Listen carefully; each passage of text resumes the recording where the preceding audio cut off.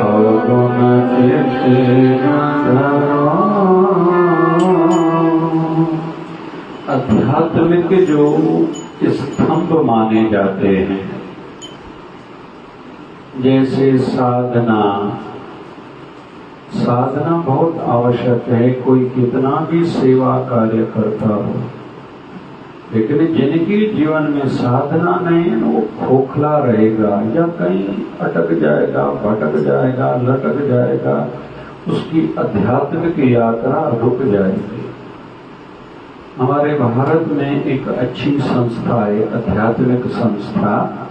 उस संस्था का नाम है सनातन संस्था। इस समय बहुत बड़े बड़े कार्य धर्म के लिए और हिंदू राष्ट्र के लिए वो कर रही है। सम्मेलन होता है हर साल, पूरे भारत भर के सभी प्रांतों के लोग आते हैं, धार्मिक प्रवृत्ति वाले। तो गोवा में इस बार में मुझे बुलावा था, पहले भी मैं होके आया हूँ, लेकिन इस बार हम लोग बद्रीनाथ गए थे तो वहां नहीं जाना पड़ा। वहां से जब उनके प्रतिनिधि आए थे लौट के और मुझसे मिलने आए, तो मैंने उनसे पूछा इस बार का सारांश क्या था। तो बोले हमारे गुरुदेव की ओर से यही सीख थी कि आप जो भी कर रहे हो, जिस भी सेवा कार्य से जुड़े हुए हो, सभी कार्य करो, लेकिन साधना हर कोई जरूर करे। अंदर में मजबूती भी याद रखें आएगी साधना से। दृढ़ता जिसको कहते हैं, एकाग्रता, दृढ़ता, सहजता, नम्रता, ऊंचाई, आध्यात्मिक ऊंचाई, यह सब संभव है जब हमारे जीवन में बेस में होगी साधना। जैसे कोई भी पुरुष जो भी धंधा करता है ना, उसके लिए पहले तो चाहिए पैसा। जैसे किसी को खेती करनी है, पहले बीज लगेगा ही, पहले तो धरती हो फिर बीज लगेगा, बाकी पे बहुत सी चीजें लगती है तब जाके खेती होती है। तो साधना है हमारे जीवन का आध्यात्मिक दृष्टि से एक बेस। तो मुख्य स्तंभों में से पहला स्तंभ हम लोग समझ रहे हैं साधना। दूसरा आध्यात्मिकता का स्तंभ है सेवा, परोपकार। जो भी आध्यात्मिक संस्थाएं हैं और कोई सेवा परोपकार का अगर कार्य नहीं करती हैं, तो कहीं तो भी उनकी यह आध्यात्मिक यात्रा अधूरी मानी जाएगी। और भारत के संतों की तो क्या बात कहें, ना सिर्फ भारत में लेकिन विदेशों में भी कई सेवा कार्य चलते हैं, सराहना होती रहती है। तो जीवन में सेवा भी जरूर हो, और सेवा कोई किस प्रकार की करे, जिस क्षेत्र में वो है। और दूसरी सामने जो सेवा बन आए, सामने जो भी सेवा मिले। जैसे हम लोग पानी की सेवा करने के लिए तैयार हुए हैं कि हम जल सेवा करेंगे, लेकिन सामने कोई भूखा है तो उसको रोटी खिलाओ भाई। ये कोई विषय थोड़ी कि तुमने संकल्प लिया है मैं जल की सेवा करूंगा। सामने कोई बुखार से आया है, किसी के शरीर में कोई रोग है, तो किसी डॉक्टर को जाके दिखाओ। तो एक तो आपको जो आता है, जिस क्षेत्र में आप जानकार हो, उस क्षेत्र की सेवा करो। एक डॉक्टर का धर्म बनता है मरीज देखे, ना कि मंदिर में जाके केवल झाड़ू लगाए। झाड़ू लगाने के समय झाड़ू जरूर लगाए, जो भी सेवा उसको आती है वो करनी चाहिए, लेकिन डॉक्टर का विशेष काम यही है। और एडवोकेट का काम भी यही है कि वो धर्म के नाते हो सके तो निःशुल्क सेवा करे। और बहुत से ऐसे वकीलों को मैं जानता हूं जो करते हैं। और मैंने जिस संस्था का नाम लिया, उस संस्था में मैंने देखा है कि बड़े बड़े डॉक्टर्स भी हैं, बड़े बड़े वकील भी हैं, हर क्षेत्र के हैं, बड़े बड़े सीए भी हैं, जो उस प्रकार की सेवा अपनी संस्था को देते हैं। और आज हम लोग भी यही सीख रहे हैं। तीसरा, दया हो हृदय में। आध्यात्मिक यात्रा में जो आगे बढ़ना चाह रहा है तो उसके हृदय में दया जरूर हो। दया धर्म का मूल है, पाप मूल अभिमान। तुलसी दया न छोड़िए, जब लग घट में प्राण। गोस्वामी तुलसीदास जी महाराज कह रहे हैं, जीवन का जो धर्म का जो बेस है वो दया है। कोई दुखी है उसको देखा अनदेखा करके आगे न बढ़ो। जैसे हम लोग यात्रा में बहुत रहते हैं, बहुत सी जगहों पर एक्सीडेंट हुए देखते हैं। एक बार तो मुझे याद है, मैं ब्रह्मपुर से मेरा कार्यक्रम था, संत परिवार में कोई कार्यक्रम था भूसावल। एक दुखद 2-4 मिनट पहले एक्सीडेंट मैंने देखा, लेकिन कहीं तो भी अर्जेंट पहुंचना था। लेकिन मैंने ये प्रयास करा, ड्राइवर को कहा कि पुलिस तक हम लोग ये संदेशा पहुंचाएंगे। पुलिस और एम्बुलेंस तक हमने संदेशा पहुंचाने का प्रयास करा था, प्रार्थना भी करी थी, क्योंकि मैंने सामने तड़पते हुए उनको देखा था। तो जो सामने सेवा बनाए वो भी जरूर करें, और दया भी दिल में हो। तीसरा स्तंभ है दया। ऐसे ही मुख्य जो स्तंभ आध्यात्मिकता के मानेंगे, जिस पर आध्यात्मिकता की बिल्डिंग खड़ी हो सकेगी भविष्य में और बहुत समय तक वो रहेगी, आवश्यक है प्रार्थना। प्रार्थना हर किसी को करनी चाहिए। आज हम लोग संत सूरदास जी महाराज हमारे यूपी के बड़े संत हैं, भगवान कृष्ण के जो विशेष भक्त माने जाते हैं, जो संत हैं, भगवान कृष्ण के जो विशेष भक्त माने जाते, जो संत रूप हैं, उनमें से एक संत सूरदास जी महाराज। आंखों से देखा ही नहीं देता था, कितनी कविताएं करी हैं। शरीर की जब वृद्ध अवस्था आई थी, शरीर निर्बल हो चुका था, बीमार हो चुका था, रो रहे थे। भगवान श्री कृष्ण प्रगटे, सामने आए, कहा क्यों रो रहे हो? शरीर को रोग है इसलिए? बोले नहीं। बोले फिर? बोले मैंने संकल्प लिया था आपकी उस्तति में 1 लाख भजन गाऊंगा, लिखूंगा भी खुद और गाऊंगा भी, लेकिन अभी तो मैंने 80,000 ही भजन लिखे हैं, तो मेरा ये 1 लाख वाला संकल्प पूरा नहीं हुआ है। तो भगवान श्री कृष्ण ने कहा तेरी शरीर की आयु तो पूरी है। बोले उसके लिए नहीं बोल रहा हूं मेरी शरीर की आयु बढ़ जाए, लेकिन मेरा संकल्प जो भक्ति भाव वाला था वो अधूरा हो गया। तो भगवान ने कहा कि चिंता नहीं करो, तुम्हारा शरीर जब छूटेगा उसके बाद जो मेरी उस्तति में तुझे 20,000 भजन और लिखने थे, गाने थे, वो मैं खुद गाऊंगा, लिखूंगा, लेकिन नाम तेरा दूंगा। तो जो संत सूरदास जी महाराज ने भजन लिखे हैं उसमें नाम तखल्लुस, नीचे कवि का नाम सूर है, जो भगवान कृष्ण ने खुद अपनी उस्तति में या प्रार्थना के भजन बनाए हैं, उसमें नाम डाला था सूर श्याम। तो ये भजन के अंत में भी शब्द आया है सूर श्याम। आइए थोड़ा गुनगुनाते हैं। प्रभु मोरे अगुन चित्ते न धरो, प्रभु मोरे, कहो ना भाई, अगुन चित्ते न धरो। हे प्रभु मेरे अवगुणों को आप दिल में न रखना, दिल पे न लेना। क्यों? समदर्शी है नाम त्यारो, समदर्शी है नाम त्यारो। हे प्रभु आपका एक नाम समदर्शी है। आपकी नजर में ना कोई पापी है, ना कोई पुण्यात्मा है, ना कोई साधु है, ना कोई डाकू है, ना कोई नर है, ना कोई नारी है। आपके लिए तो सब एक जैसे, क्योंकि आपका एक नाम है समदर्शी, सबको एक नजर से देखने वाले। उस दृष्टि से कह रहा हूं मुझे पार करो, चाहो तो पार करो, हाँ चाहो तो पार करो। प्रभु मोरे अगुन चित्ते न धरो, प्रभु मोरे अगुन चित्ते न धरो। संसार में भी जिनकी स्किल, जिनकी डीलिंग अच्छी रहती है वो प्रगति करते हैं। आध्यात्मिक जगत में भी ऐसे है। किसी को प्रार्थना करने आती है क्या, लेकिन प्रार्थना में वो मांगता क्या है इस पर भी बहुत कुछ निर्भर है। सूफिन में चवणिया घुर हिकड़ी हिलाला वो अब न कजे तो सुठो छाजी नाम ने, बाकी ॿियूं घुरा जेके बि आहिनि उहे हराम आहिनि। प्रार्थना है कि मुझे भक्ति दान दीजिए। प्रभु मोरे अवगुण चिते न धरो।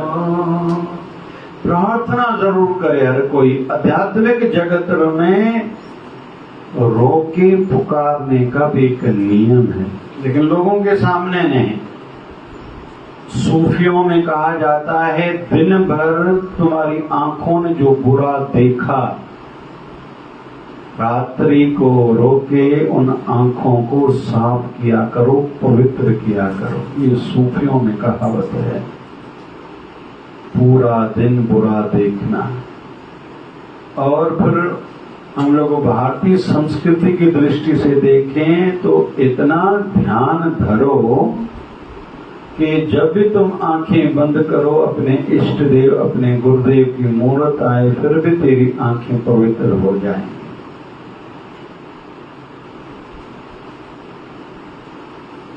पंहिंजो ध्यान जो नियम आहे भाई हथ समर्पित करो भाई। इन थोड़ो ॿुधी आयासीं सुठो चवंदा आहिनि, ईअं लाइ छा चइनि पिया मिड़ई रोज़ नयूं ॻाल्हियूं कंदा आहिनि। हा भाई पंहिंजो ध्यान जो नियम आहे भाई। 1 2 3 4 5 6 बस प्यार छा पन्ना नहीं बात। प्रभु मोरे अवगुण चिते न धरो। अभी एक दलील एक लॉजिक्स रख रहे हैं। हे प्रभु, जैसे एक लोहा होता है पूजा में जो रखी जाती है कुछ चीजें, या मंदिर का भिंड रहता है लोहे का, एक लोहा होता है कासाई का कात जिससे वो मांस काटता है। लेकिन दोनों लोहे जब पारस के पास जाते हैं, पारस ये नहीं देखता कि ये लोहा काहे का है, पारस उसको सोना बना ही देता है। उस दृष्टि से, उस भाव से, उस लॉजिक से मैं कह रहा हूँ, प्रभु मोरे अवगुण चिते न धरो। प्रभु मोरे अवगुण चिते न धरो।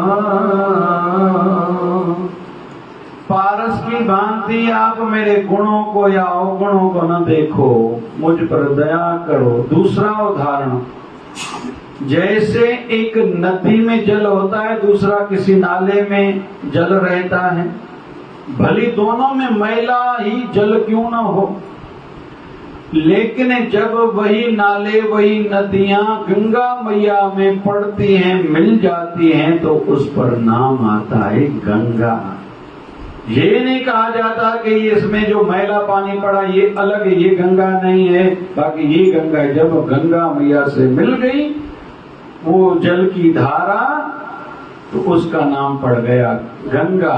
वैसे ही हे प्रभु, मुझे आप खुद में संभालो, मैं भली मैला हूँ, लेकिन आप में जब एकाकार हो जाऊंगा, मैं भी आप रूप हो जाऊंगा, फिर मेरे ऊपर जो नाम है बंदा वो खत्म हो जाएगा, मैं फिर हूँ गंदा, वो भी नाम मुझसे हट जाएगा।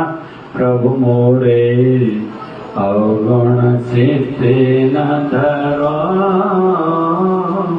यहाँ एक निवेदन, जीवन के किसी भी पड़ाव पर हमसे पाप होंगे ही, जब तक जिंदा हैं तो होंगे ही, कम ज्यादा हो सकते हैं, लेकिन कोई कहे मुझसे पाप नहीं होंगे, ऐसा नहीं हो सकता।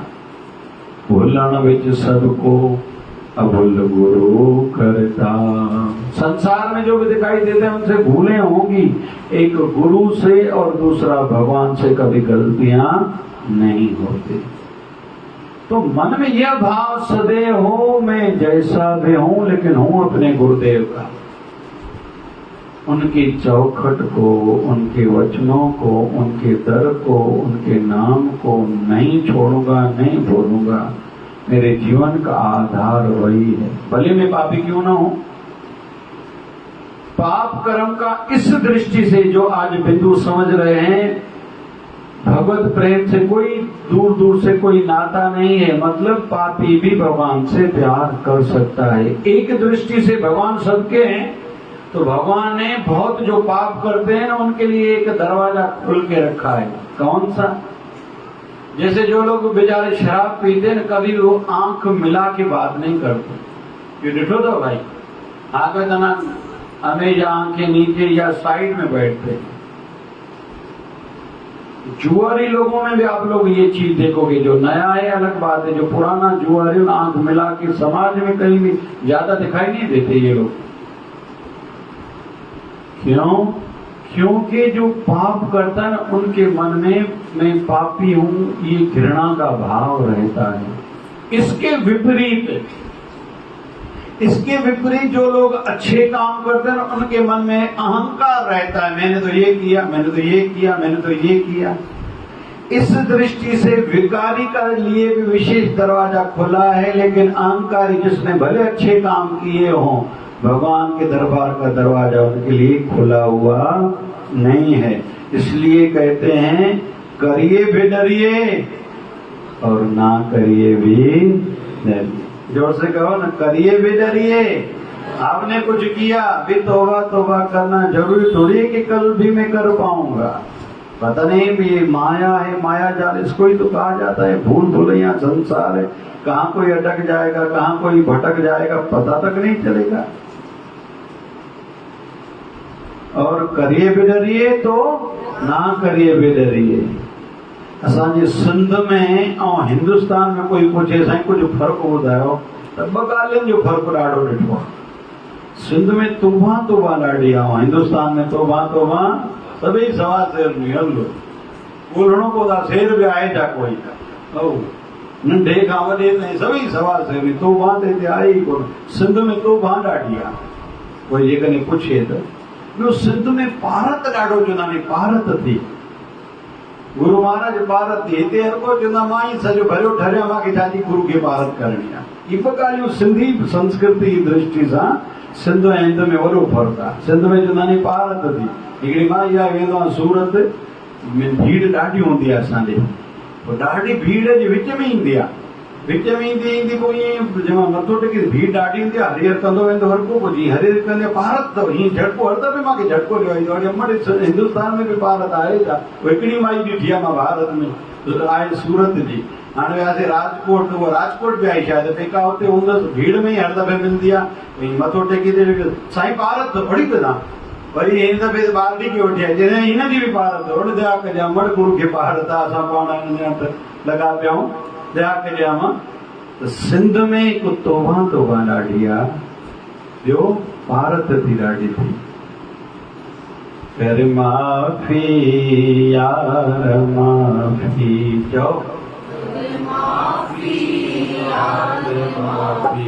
मां त ॾोह घणाई कया थी, मां त घणाई कया थी, हो गया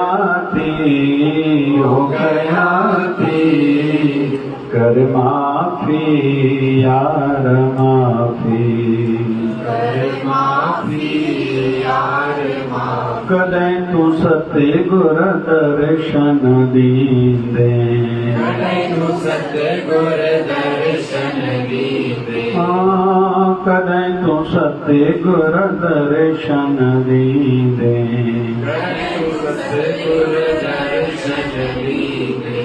दर्शन ॾेई पंहिंजो पाण सां गॾींदे,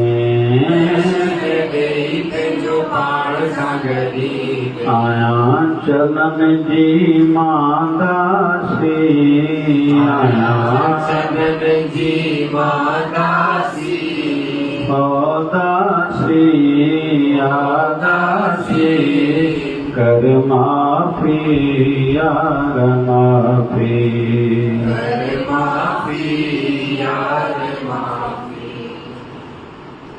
कर माफ़ी यार माफ़ी, कर माफ़ी यार माफ़ी। कृष्ण गिर जो अर्ज़ अघायो, कृष्ण गिर जो अर्ज अघायो। ये महापुरुष हुए हैं सिंध के जेकाबाद में, यहाँ इंदौर में और उदयपुर में इनका मंदिर है। 2 घंटे पेट की तकलीफ थी, फ्रेश होने के लिए 2 घंटे बैठते थे वॉशरूम में जाके, लेकिन वॉशरूम में इतनी साधना करते थे। क्षमा चाहूँगा, इन संतों के लिए कहा जाता है बेचारों को कोई पेट की ऐसी बीमारी थी कि वॉशरूम में इतनी पीड़ा होती थी, चिल्लाते थे लोग, लेकिन कम से कम 2 घंटे इनको लगते थे फ्रेश होने में। लेकिन 2 घंटे में वहीं बैठे बैठे इतनी साधना करते थे। कहते हैं कि भगवत दर्शन करना और कराना इनके बाएं हाथ का खेल था, लेकिन पीड़ा थी शरीर में। कृष्ण गिर जो अर्ज अघायो, कृष्ण गिर जो अर्ज अघायो। पंहिंजे पाण सां पाण मिलायो, पाण सां पाण मिलायो। मिट्यो जन्म मरण 84, मिट्यो जन्म मरण 84। 84 कर माफी यार माफी, कर माफी यार। मत दो घणाई कया थी, मत दो कया थी। अकया थी, अकया थी, कर माफी यार माफी। जाओ कर माफी यार माफी। हिते कोई अहिड़ो वेठो आहे जा जेको चए त मां ॾोह कया नहीं, हा कयो त ना कयो, एतिरो कंदा हिकु अधु कंदा ऐं कहिड़ो घणो कंदा। अड़े भाई के नॉन वेज जो तो कांई चए हिते माण्हू जो खून मांस खाईंदा नहीं, पोइ मां जानवर जो खाधो त कहिड़ी वॾी ॻाल्हि आहे। शराब पियो पीतासीं, माण्हू जो खून पीता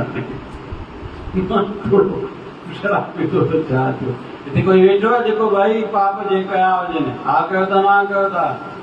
त जेको पहिरियों मञींदो, जेको चवंदो मां पाप कयो आहे, पोइ उहो छा चवंदो हाणे पापनि जी माफ़ी बि मिले। पर जेको चवंदो मां पाप ई न कयो, उहो कीअं घुरंदो? वरी जेको माफ़ी घुरंदो पोइ वरी पुकार बि कंदो, साईं हाणे दया कर, हाणे साईं दया कर। हमारे गुरु गोविंद सिंह महाराज के एक मामा हुआ करते थे जिनका नाम था नंदलाल कवि। वो कहते थे अभी मैं वृद्ध हो चुका हूँ, थक गया हूँ, अभी कृपा कीजिए। मैं वृद्ध हो चुका हूँ, थक गया हूँ, अभी कृपा कीजिए। जबकि वो शरीर करके वृद्ध नहीं थे, जवान थे। यहाँ उनका इशारा था मैं 84 लाख योनियों में भटक भटक के थक गया हूँ, अभी कृपा कीजिए। नंदलाल कवि। तो जो जिसने पाप करे हैं वो स्वीकारेगा, फिर क्षमा मांगेगा और बाबा जी से निवेदन करेगा आगे से मैं ये पाप न करूं, मुझसे ये पाप ना हो, ऐसा भी आशीर्वाद दीजिए। हमारे महाभारत ग्रंथ में ये वर्णन है कि जीवन में पश्चाताप जरूर हो, अपने गुनाहों का, पापों का रोज प्रायश्चित करो। लेकिन प्रायश्चित में आता है, प्रायश्चित तब तुम्हारा प्रायश्चित माना जाएगा जब वही गलती, वही पाप फिर से न की जाए। हिकिड़ो माण्हू हुयो बालाजी, नॉनवेज छॾे आयो, वरी अमरावती में खाए पियो, कंहिंजे छो थो खाए, बालाजी छॾे आवां, खाधे छॾे आवां। जॾहिं जॾहिं बालाजी वेंदुमि कुते न खाईंदुमि, हिते छो न खावां। कर माफी यार माफी, चओ मत दो घणाई कया थी,